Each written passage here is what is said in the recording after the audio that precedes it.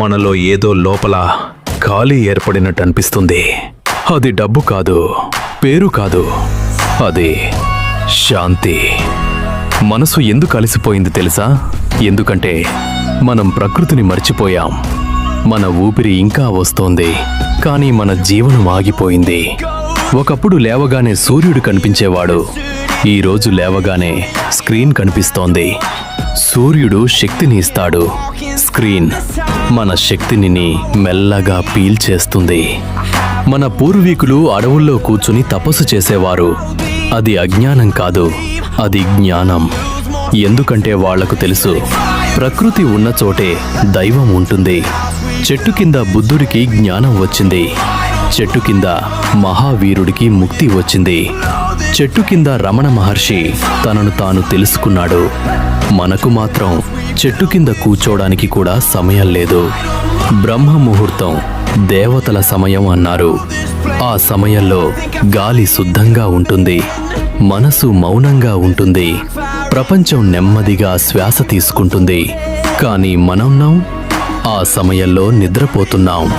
క్రమశిక్షణ పోయిన రోజు నుంచే మనలోని వెలుగు మెల్లగా తగ్గిపోయింది.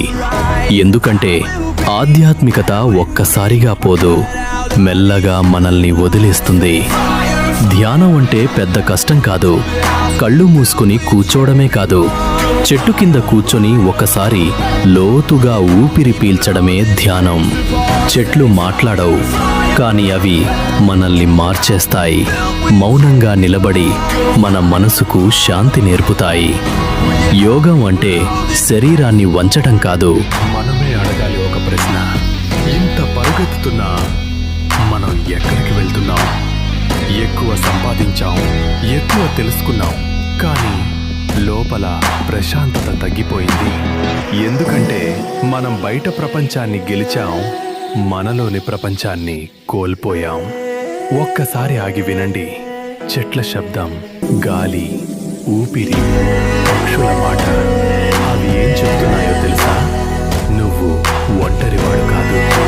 ప్రకృతి ఎప్పుడూ మనల్ని వదలలేదు, మనమే దానిని వదిలేశాం. అయినా అది కోపపడలేదు.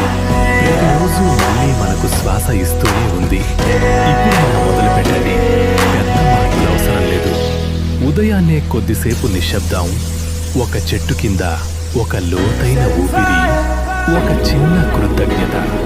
అక్కడి నుంచే మార్పు మొదలవుతుంది. అక్కడి నుంచే ఆధ్యాత్మికత తిరిగి వస్తుంది. ఎందుకంటే ప్రకృతిని చేరుకున్న రోజు నుంచే మన నిజమైన జీవితం